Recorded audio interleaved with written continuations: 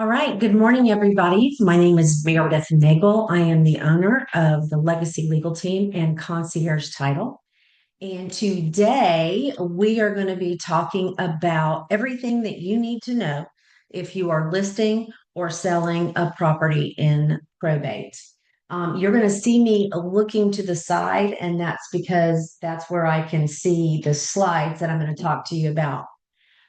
If you want a copy of this recording or you want our collateral material from this recording, and here's what we've got, we can send you a copy of this PowerPoint. We've also got a short little 2-page sheet that you can use, as well as one that's 3 or 4 pages that goes into a little more detail about what you can expect when you have a property that you're listing or buying in a probate. I want you to have that information so that the next time you get a listing or the next time you get a probate property under contract, you can take a look at those and kind of refresh your recollection. Okay, as always, if you have questions, do not wait for me to call on you. Just unmute yourself and shout out your question. Because if you have a question, that means I'm not being clear. And then that means somebody else probably has a question too. So please don't be afraid to ask questions. All right. So without further ado, let's talk about the overview of hold on a second, overview of the probate process in um, selling property in probate. Okay. So the key is always going to be who has the authority to sign your documents. And when I say that, what I mean is who has the right, the authority to sign your listing agreements so that all your good hard work will not go to waste, and who's going to have to sign when you come to closing. They're not always the same people, listing agents. Sometimes you have someone at the beginning and you need to transition to other people as the transaction goes along. So the real key is always who has the authority to sign the documents: listing agreement, contract, and closing documents. Now, lots of people go to a listing agreement and somebody's waving a power of attorney in their face saying, I have the authority to sign. That may be true. While mom or dad are alive, that power of attorney is great as long as it's properly witnessed and notarized and all that jazz. But when the person who gave the power of attorney dies, the power of attorney dies with them. A lot of people don't know this. A lot of people think, I've got dad's power of attorney. Here's his will. I can now travel and do everything I need to do to sell his property. No, the only person with the authority to sign that first listing agreement is going to be the personal representative. That may be the same person, but it is not always. And the personal representative gets that authority when the court says so. They issue what are called letters of administration. That's an official document that says they have the authority to sign. Now, if you're working with a lister, this is important, guys. If you're working with a lister and they've got an attorney and you have some belief when they tell you the attorney is working on it, here's the will, here's my name, Latira, listed as the personal representative, and I'm working with Meredith Nagel's office, you can go ahead and list. But until it's official, until that order's entered, the court could change its mind. There could be a competing person, a kid could be trying to be named personal representative. So you have a little bit, so, kind of use your judgment there because you want to get the property under listing and get it going. But you also don't want to waste your money and time marketing the property if the kid is going to be named the personal representative and they choose someone else. So your official authority begins only after court appointment. Does anybody have any questions about this? Because I feel like a lot of times y'all are invited to listing appointments when the probate attorney hasn't been hired yet. So just be careful. Now, what is the personal representative? Most of you know this term as executor. Most other states call it an executor. That's where you see it a lot in movies. They'll say the executor. It's the person who is named in the will as handling the will's affairs. They're the one that's going to sign the listing agreement, the contracts and deeds. As we just said, They must be appointed on behalf of the state by the court, and the power of attorney dies when the person dies. So it's you start this journey with a personal representative. Now, what happens if there is no will? And you're going to see this a lot in your listings. There's no will. Well, the good news is it's not true what you hear on the street that your money goes to the state. That is not true. If there is no will, we have the Florida statutes that say who inherits what. And it's called an intestate estate, meaning we don't have a testamentary document. So we are intestate. And that means that all the documents are filed, notifying the court that there is no will and letting the court know that because there is no will, we have to follow the statute about who inherits what. Just so you generally know, it's going to be the spouse, unless there are children who are not the spouse's children, in which case it's half the spouse and half those children. If there are no spouses or children, it goes first to parents. If they're dead, then it goes to siblings. If they're dead, it goes to nieces and nephews. It'll go all the way to fifth and sixth cousins. They'll find somebody, even if they're just related to you by a great great grandfather. So there's almost always going to be somebody before it goes to the state. But relevant to you all, if there is no will, then the court has to appoint the personal representative. Now, it does that by whoever files the documents. And if the court is satisfied, any interested person can make an application to be the personal representative. And what you guys need to be careful about is you may be talking to wife. There's no will. Wife has made the request for personal representative. There may be a stepchild out there who's made their own application for personal representative. So be careful. Again, if the court appoints that other child, all your work is going to be for naught if that other child wants to use someone else for the listing. So be careful here. The court is the one that makes that decision. So the takeaway: request the court's order appointing the personal representative. Don't rely on verbal statements, and verify that authority all the ways that we've talked about. Now, you've got your personal representative. You've got your proper listing documents. Now what? Well, you might have to have the court approve the sale of the property. If there is no will, remember that's the intestate, or the will does not give the personal representative the power to sell, then guess what? Your closing can't happen until we file a motion to approve the sale and the court issues its order. The closing cannot happen.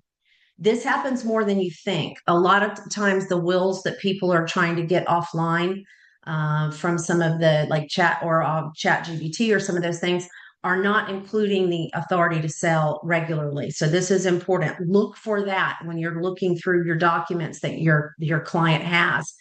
It'll say very clearly, even its legalese, it's easy to read. It just says that the personal representative has the authority to buy, sell, pledge, mortgage. You see that language, you're okay. If you don't see that language, you better talk to your title company or your attorney really quickly so that you can set a reasonable expectation on how long it's going to take. If you've got to get the court's permission to sell the property, it's going to take a lot longer to close than if that approval is already in the will. So remember, you're going to have the court authority if there is no will, or if the will doesn't say that they have the authority. Now, let's say you've got the authority to sell or you've got your order. Then what happens at closing? Well, the personal representative will sign the documents, and then the proceeds are sent to the estate up. So Lucas has passed away. Lateria is his properly appointed personal representative. We have the order allowing the sale, or the will says it can happen. They will write the check to the estate of Lucas. They will not write the check to the beneficiaries. They will write it to the estate of Lucas. You are done, because you're going to get your commission from the settlement statement, and then Lateria as personal representative will go on and disperse out the proceeds according to how the the will tells her to, so that everybody gets, what they're entitled to. So, do we have any questions? That was a lot of information. Do we have any questions about any of what I have just said? Anything at all? I have one. So Yes. if it was intestate and the court appoints a PR, then okay, so the house gets sold, it goes into the estate account. Who is the one that's going to be looking for the next of kin? So the lawyer who works to open the estate is the one that finds the next of kin. If we don't know who they are, if we can't find live bodies, there's actually specialty firms who will go and find these heirs. And you have to submit documentation to the court from one of those acknowledged specialty firms. You can't just show up and say, hey, I looked and I don't think there's anybody. There's actually a process that the attorney has to follow. But again, you as the realtor, you don't care, right? Because the check has been made to the estate of, and those heirs don't have to be located before the property is to be sold. Now, I want to take this opportunity to tell y'all something super important. Frequently, you will have lawyers tell you that the property can't be sold because the estate has to be completed first. That is nonsense. If they're saying that, it's likely because they're too busy and they don't want to do what they need to do to get the property sold. So if you hear that from a lawyer, you tell your lister, hey, I know that's boohoo. You need to call them back or get another lawyer. You do not have to wait. Now, the money will sit in an account, Leslie. It'll sit in that estate account until all the heirs are sold, found, and the money can be distributed, but it does not stop your property from being sold. That's a good question. Any other questions? I want to make sure we got this really in our head. Make sure you're working with the personal representative. Don't assume that who you're talking to is the personal representative. Get paperwork. Remember, powers of attorney don't work. And your lister really might not know that. You would not believe the number of people that I talk to that they're not trying to hoodwink you. They just don't know. When you have a mixed marriage, be a little worried there. If you've got children from a prior relationship, because it's not uncommon for especially a second or third marriage for them to have named their child the personal representative, even though their wife was living with them in the house. That happens a lot. So just make sure you've got all your documentation. Remember, if there is no will, you're going to have to have a motion to sell and an order. So again, if you're the listing agent, take a little oomph, or a little ownership of the property in terms of letting people know, hey, I know a lawyer who does this work, and I know that you need to be getting that request for a petition to sell. That needs to be filed, and we can't sell until it does, but that can be filed right away. That can be filed the day the petition itself is filed. So, again, try to use your knowledge to help your lister who might not be given full and accurate information from their attorney who's just busy because they have a lot of cases. All right. So, that's what's going to happen. And then the sale proceeds, as we talked about, they're going to be distributed out. Not your problem, not your circus, not your monkeys. You just want to see the estate of as getting the check and you getting the check for the commission. Now that we've got all of that in our head and we think we know the rules, here comes a couple of exceptions. And homestead is the biggest. And this is the biggest issue for you guys because a lot of what you sell was the personal representative of the dead person.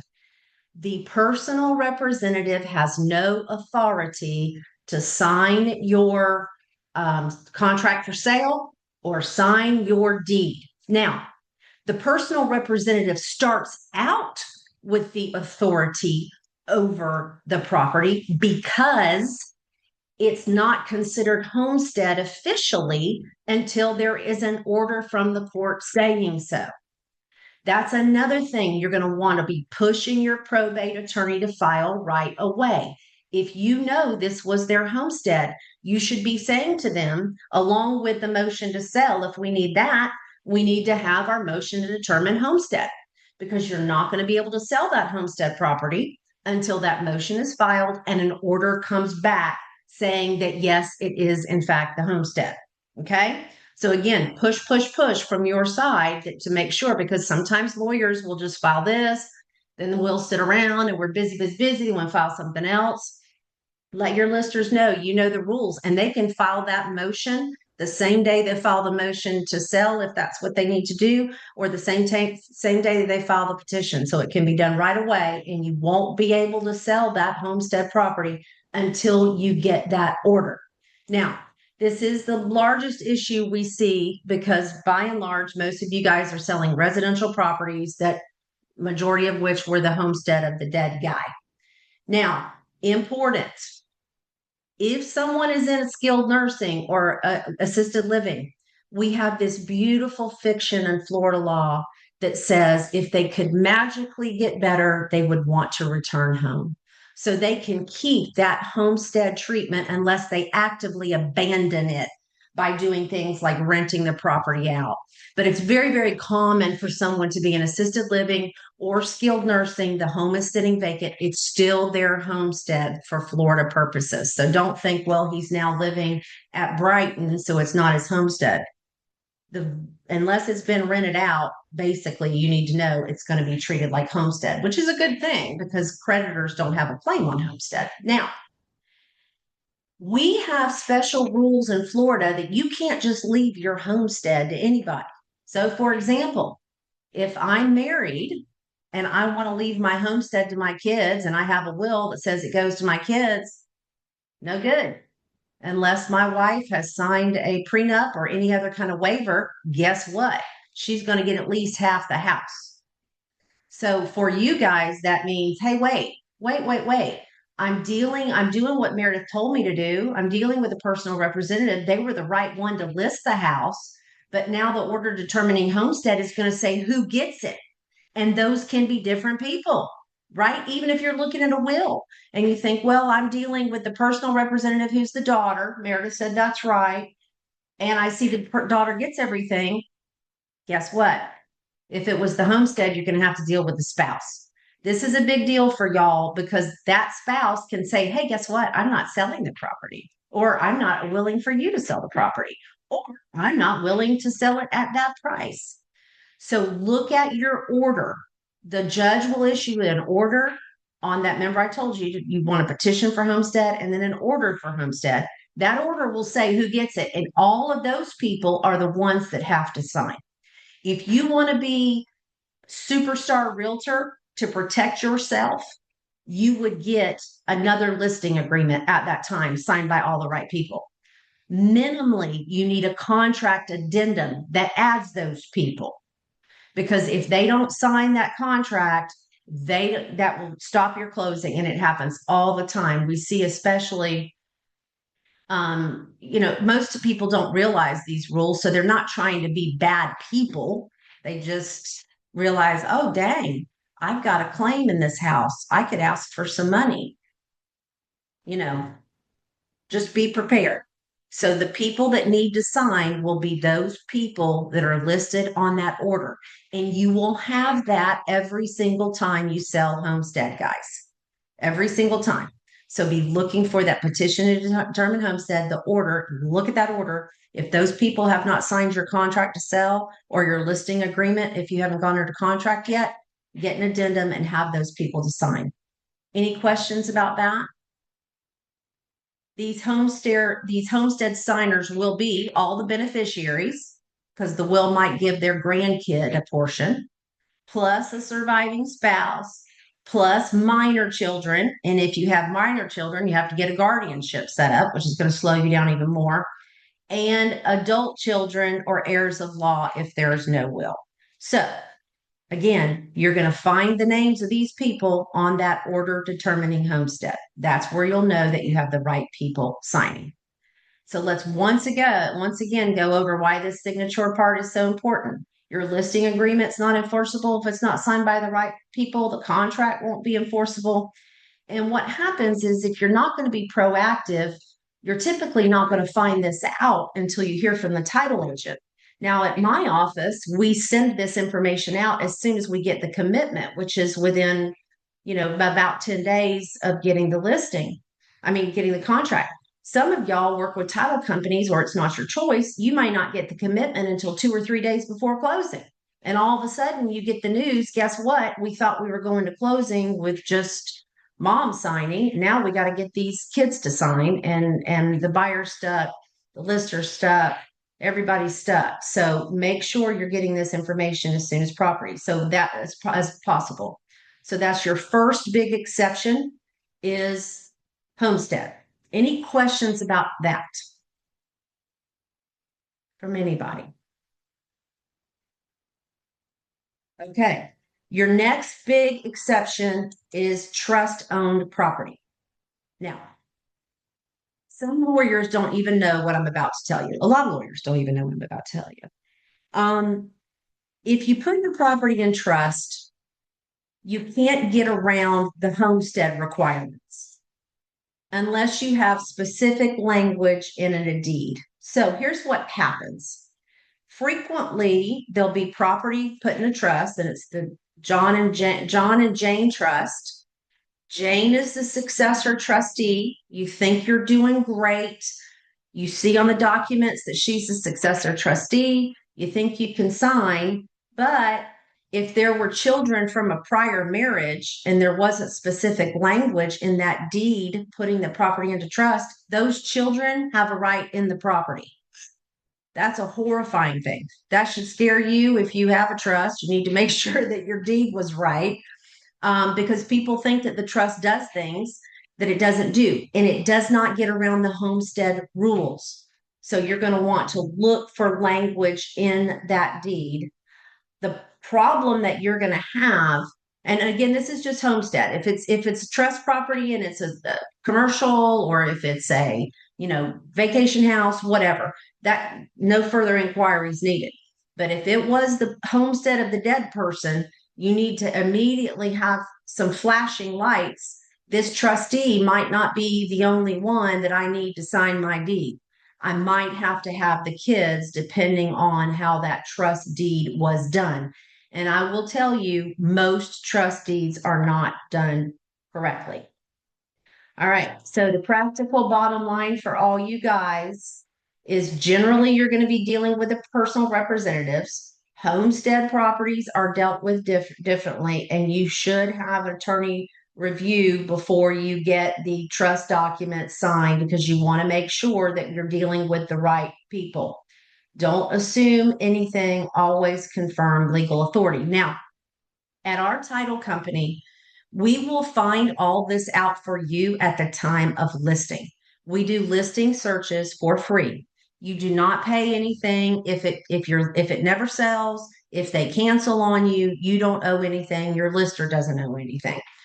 At the time of listing, you should be giving us the listing and saying, hey, do the listing search. Because not only are we going to find out right away about, if there's any liens, problems, anything else, we will solve these problems for you. I will look at the documents as the attorney that's running the place. We will make sure that you've got the right people under contract. So if you don't work with us, work with someone who will do something similar for you. That's the easiest way to know. I have not heard you, Kim. That is the easiest way to know that you're dealing with the right people. And again, we get those listing searches back. Depending on the time of the year, you can get them in a work week.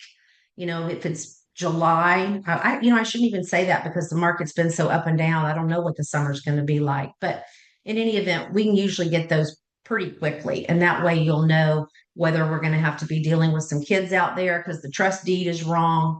Now, obviously, before we take any questions, none of this applies if the deed on its face says who the property goes to. Y'all remember that. If it's joint tenants with rights to survivorship, it goes to the living person. Husband and wife goes to the living person. A ladybird deed, also called an enhanced life estate deed, automatically goes to the people named on that deed, not the personal representative. If the document itself says where the property goes, just like a bank account, it goes to the people that it says it goes to, and those are the people you need to be dealing with. Now, here's a little practice pointer if you really want to get an A plus plus plus plus. If people are married at the time that they go into the deed and they're married when that person dies, it is considered entirety's deed, even if it doesn't say husband and wife, just so you know.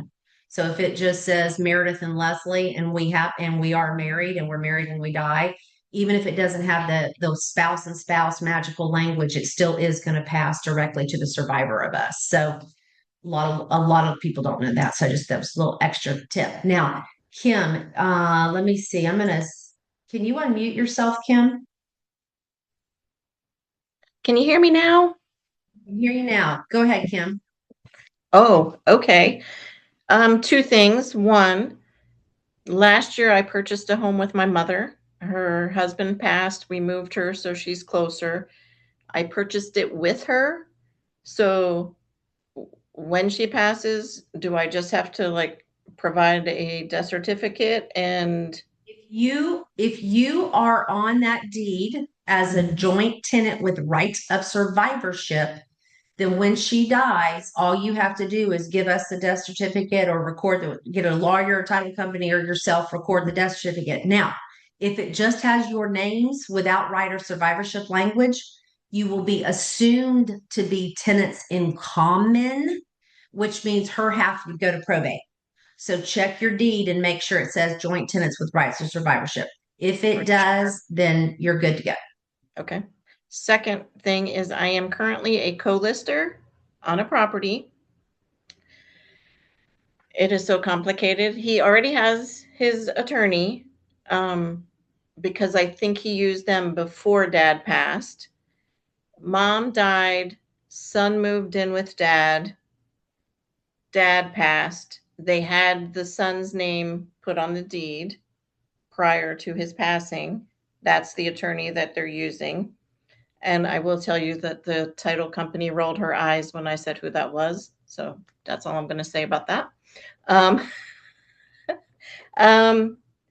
so I need to check to see who is the order to motion. If the order to motion, Son was added to the deed and he was added with joint tenants as right of survivorship, then he has to do the same thing you have to do. He just has to record the death certificate.